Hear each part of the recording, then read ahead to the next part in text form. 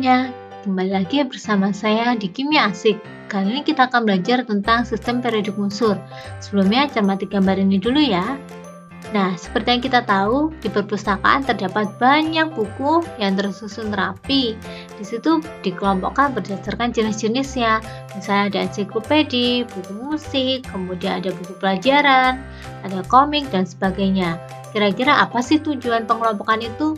Nah, benar. Ternyata pengelompokan itu untuk memudahkan kita dalam mencari buku, biar kita mudah untuk menemukannya. Oke, sekarang perhatikan gambar berikutnya. Di sini adalah penataan barang di supermarket. Seperti yang kita tahu, di supermarket penataan barangnya itu juga dikelompok-kelompokkan. Tujuannya sama, agar kita lebih mudah dalam menemukan barang-barang ini. Nah, bagaimana dengan unsur-unsur? Ternyata unsur-unsur yang sudah ditemukan itu juga ada pengelompokan-pengelompokannya agar kita mudah mempelajarinya. Oke, kita akan mempelajari sejarah penataan dari pengelompokan unsur. Yang pertama, pengelompokan unsur berdasarkan sifat logamnya. Pengelompokan ini ternyata masih terlalu umum, ada yang tidak terkelompok dengan baik. Yaitu pengelompokan oleh De Bruiner. Berarti di sini ada seorang ilmuwan yaitu De Bruiner mengelompokkan unsur-unsur yang sudah ditemukan. Bagaimana ia mengelompokkannya? Ternyata De Bruiner mengelompokkan unsur ini berdasarkan dengan kemiripan sifatnya. Jadi unsur-unsur yang sifatnya mirip dia jadikan satu kelompok. Satu kelompok terdiri dari 3 unsur sehingga disebut dengan triad atau sering disebut dengan triad De Bruiner seperti itu. Nah, di sini contohnya adalah De Bruiner mengelompokkan ada unsur Ca, unsur Sr, dan Ba ke dalam satu kelompok. Nah, ketiga unsur ini memiliki sifat yang mirip atau hampir sama, jadi ia kelompokkan jadi satu kelompok. Nah, selain itu, ternyata si De Bruiner ini juga mencermati hal lain, yaitu adalah massa atomnya.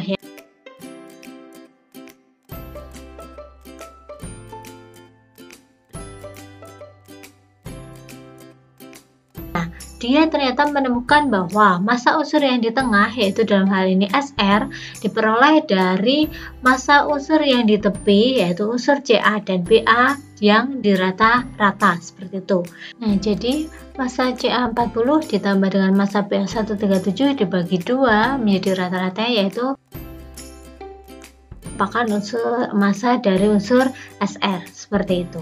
Nah, ini adalah contoh-contoh triad atau kelompok triad yang lain. Di sini unsur-unsur dibagi menjadi kelompok-kelompok dimasukkan dalam 3 unsur, di mana nanti massa rata-rata unsur yang kedua bisa kita hitung seperti itu. Nah, sini adalah kelemahan dari triad De Bruiner. Ternyata teori ini memiliki kelemahan karena cukup banyak unsur yang tidak dapat dikelompokkan ke dalam triad. Kemudian ada triad yang salah, di mana unsur-unsur yang sifatnya tidak sama itu menjadi satu kelompok. Nah, kemudian berikutnya adalah teori Newlands. Di sini Newlands mengelompokkan unsur berdasarkan kenaikan massa atomnya. Jadi dia mengurutkan unsur berdasarkan kenaikan massa atom, diurutkan dari massa atom yang rendah ke massa atom yang lebih tinggi. Ternyata dia menemukan ada pengulangan sifat unsur, yaitu unsur ke-8 sifatnya mirip dengan unsur yang pertama. Itu juga seterusnya, unsur yang ke-9 mirip dengan unsur yang kedua. Nah, maka dia sebut juga dengan hukum oktav. Nah, hukum oktav di sini melihat dari seperti tangga nada lagu, yaitu di sini setelah 7 kembali lagi mengulang ke angka 1. Jadi unsur yang ke-8 mirip dengan unsur yang ke-1. Maka disebut dengan hukum oktav Newlands. Nah, kemudian ternyata bisa kita lihat tabel periodik untuk Newlands atau oktavnya seperti ini. Jadi ada unsur yang nomor massa yang paling kecil yaitu H, kemudian berikutnya Li, Be, dan seterusnya. Ternyata ketika sampai ke unsur yang ke-8 yaitu unsur F, ternyata sifatnya mirip dengan unsur yang pertama yaitu unsur H. Unsur yang Na ke-9 mirip dengan unsur yang kedua yaitu Li. Begitu juga seterusnya untuk pengulangan sifat oktav ini. Nah, tetapi ternyata Newlands di sini ada kelemahannya, yaitu klasifikasinya tidak dapat diperpanjang dengan benar setelah melampaui kalsium. Jadi maksimal adalah kalsium. setelah kalsium ternyata urutannya itu sudah tidak sesuai lagi, sudah dalam satu kelompok, dalam satu pengulangan oktav ternyata sifatnya tidak mirip seperti itu. Nah, kemudian berikutnya ada tabel periodik unsur menurut Mendeleev. Mendeleev di sini juga hampir sama dengan oktav tadi, tapi bedanya dia mengelompokkan pertama memang diurutkan sesuai dengan kenaikan massa atomnya. Tetapi dia menyadari bahwa pengulangan sifat itu bukan urut sesuai dengan oktav. Tetapi pengulangan sifat itu berulang secara periodik, jadi belum tentu selisihnya ada 7 unsur kemudian berulang sifatnya, tidak, tetapi dia meyakini bahwa unsur-unsur itu akan memiliki sifat yang mirip secara periodik dengan unsur sebelumnya, seperti itu. Oke, di sini ada tampilan tabel periodik unsur menurut Mendeleev. Jadi dia mengurutkan unsur-unsur sesuai dengan kenaikan nomor massanya, dimulai dari unsur yang memiliki nomor massa paling kecil yaitu hidrogen H, kemudian berikutnya Li, berikutnya Be, dan seterusnya seperti ini. Nah, di sini bisa kita lihat bahwa unsur-unsur ternyata memiliki kemiripan yang berulang, jadi misalnya H dengan Li, Na, dan seterusnya. Kemudian juga untuk yang lajur mendatar, disitu bisa kita lihat bahwa ada sesuai dengan kenaikan nomor massanya seperti itu. Nah, di sini ternyata dia menempatkan ada tempat-tempat yang kosong pada tabel periodik ini.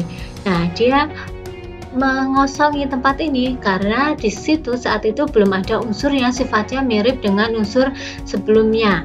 Nah, dia meyakini bahwa suatu saat nanti akan ditemukan unsur baru yang sifatnya mirip dengan unsur-unsur sebelumnya, di mana unsur yang baru itu akan menempati ruang kosong tersebut. Nah, itu menjadi salah satu kelebihan dari Mendeleev, di mana dia dapat meramalkan unsur yang belum diketahui, karena ternyata memang benar bertahun-tahun kemudian ternyata ditemukan unsur yang sifatnya mirip dengan unsur-unsur sebelumnya dan dapat diposisikan pada bagian tempat yang dikosongi oleh Mendeleev. Nah, tetapi ada kelemahannya, yaitu ternyata adanya penempatan unsur yang tidak sesuai dengan kenaikan massa atomnya. Sini misalnya Cu dengan Ni, ketika urut dengan kenaikan massa atom, berarti seharusnya massa atom unsur yang di kiri harusnya lebih kecil daripada unsur yang di kanannya. Tetapi untuk Co dan Ni di sini ada kekurangan, yaitu ada ketidaksesuaian pada penempatannya. Begitu juga dengan Ti dan I. Di sini bisa kita lihat bahwa nomor massanya di situ tidak urut sesuai dengan kenaikan massa atomnya.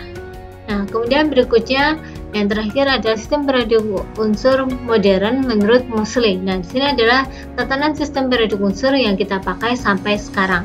Di sini dia mengelompokkan unsur-unsur di situ yang sifatnya mirip dijadikan satu lajur vertikal yang disebut dengan golongan, seperti itu. Kemudian untuk lajur horizontal itu berdasarkan kenaikan nomor atom yang disebut dengan periode. Jadi Moseley ini memperbaiki teori-teori sebelumnya, ternyata memang sifat itu akan berulang dalam periodik. Tetapi untuk lajur horizontalnya itu pengurutannya bukan berdasarkan kenaikan massa atom, melainkan kenaikan nomor atom. Itu yang benar, seperti itu. Nah, kemudian di sini golongan itu nanti menurut Moseley dibagi menjadi dua golongan, yaitu golongan pertama ada golongan utama yaitu golongan A dan golongan transisi yaitu golongan B. Untuk golongan utama yaitu golongan A ada 1A sampai 8A, sedangkan untuk yang golongan transisi juga sama 1B sampai 8B. Nah, di sini untuk golongan utama yaitu golongan A, di sini ada nama khususnya. Misalnya untuk 1A nama khususnya adalah golongan alkali, 2A alkali tanah, 3A boron dan seterusnya seperti itu. Nah, kemudian masing-masing golongan itu terdapat beberapa unsur dalam satu kelompok golongan. Jadi misalnya golongan 1A itu terdiri dari unsur hidrogen, litium, natrium, kalium, rubidium, cesium, dan francium. Nah, harapannya kalian bisa menghafalkan unsur-unsur apa saja yang terdapat dalam setiap golongannya. Untuk memudahkan kalian menghafalkan unsur-unsur dalam setiap golongan, maka kalian bisa membuat singkatan-singkatan sesuai dengan keinginan kalian. Nah, di sini ada beberapa contoh penyingkatan nama-nama unsur supaya kalian bisa lebih menghafalkan, lebih memahami di setiap golongannya itu ada unsur apa saja, seperti itu. Nah, kemudian ternyata selain itu kita juga mempelajari nih letak dari unsur. Kita mungkin tidak hafal di mana sih letak suatu unsur itu, ada di golongan berapa, periode berapa. Maka kita harus punya cara untuk menentukan golongannya, periodenya, dan juga bloknya. Dia ada di blok sebelah mana. Untuk mengetahuinya, maka sebelumnya kita memperhatikan ini dulu. Dalam tabel periode unsur, di sini bisa kita lihat terdapat blok-blok yang bisa membedakan unsur golongan-golongan tertentu dengan golongan yang lain. Misalnya untuk blok S, di situ yang ditandai dengan warna ungu, blok P di situ ditandai dengan warna hijau, blok D dengan warna merah, dan blok F warna biru. Jadi ketika kita menentukan letak unsur, kita juga perlu mengetahui unsur tersebut ada di blok yang mana, blok S, P, D, atau yang F. Nah, bagaimana menentukannya? Ternyata kita menentukan golongan, periode, dan blok dari suatu unsur melalui konfigurasi elektronnya. Pertama, tuliskan konfigurasi elektronnya. Yang kedua, lihat kulit valensinya.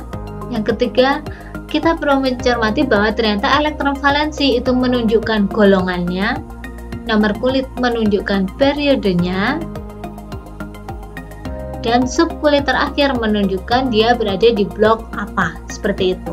Oke, berikutnya kita langsung saja ke contoh soal. Di sini soalnya adalah tentukan golongan, periode, dan blok dari unsur. Yang pertama unsur Y dengan nomor atom 17, unsur Z dengan nomor atom 26. Mari kita kerjakan bersama. Langkah yang pertama yaitu kita menentukan konfigurasi elektron dulu dari Y17. Masih ingat ya penulisan konfigurasi elektron menurut mekanika kuantum. Nah, di sini konfigurasinya menjadi 1s2, 2s2, 2p6, 3s2, 3p5. Berikutnya kita cermati valensi terakhirnya. Di sini ada 3s dan 3p. Kemudian untuk menentukan golongannya, kita harus menentukan juga elektron valensinya. Jangan lupa materi elektron valensi pada materi sebelumnya bisa kalian tonton di video sebelumnya kalau kalian lupa menentukan elektron valensi. Dari soal ini, ketika terakhir ada 3s2 dan 3p5, maka elektron valensinya bisa kita hitung. Elektron valensinya 2 ditambah 5 yaitu 7. Karena elektron valensi 7, maka golongannya adalah 7. Nah, di sini kita harus menentukan golongan, apakah golongan utama A atau golongan transisi B. Nah, di sini karena subkulit terakhirnya adalah P, maka dia termasuk pada golongan utama, golongan A, sehingga golongannya adalah 7A. Begitu juga ketika kita menemukan soal lain, ketika subkulit terakhir adalah subkulit S, maka juga termasuk golongan utama, golongan A. Bagaimana dengan golongan transisi? Golongan transisi itu di mana unsurnya subkulit terakhirnya adalah subkulit D.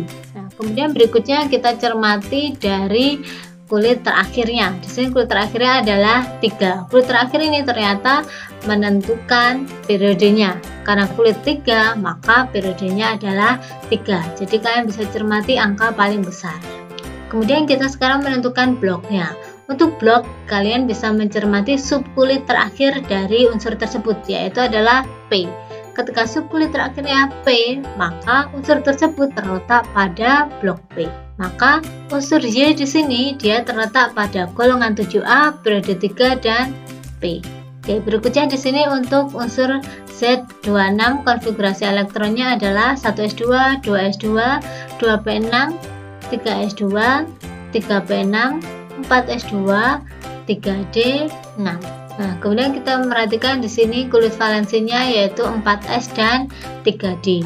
Nah, elektron valensinya maka kita tahu bahwa 2 ditambah 6 sama dengan 8. Sehingga unsur Z di sini bisa kita lihat golongan 8 karena subkulit terakhir D, maka dia golongan transisi, golongan B. Jadi golongannya adalah 8B.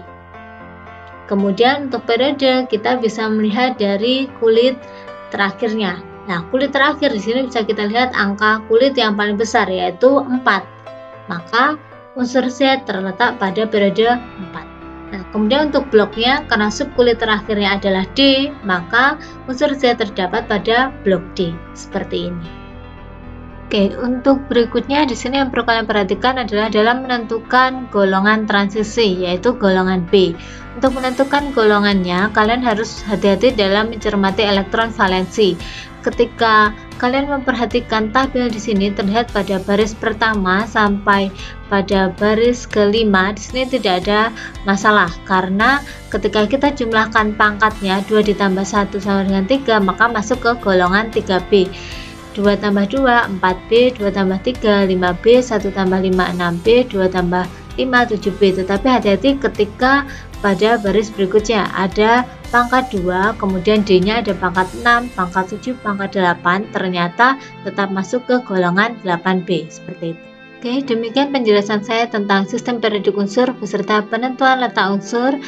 Untuk berikutnya, kalian coba-coba latihan sendiri. Semoga bisa dipahami. Jika ada yang bertanya, bisa ditanyakan di kolom komentar. Terima kasih.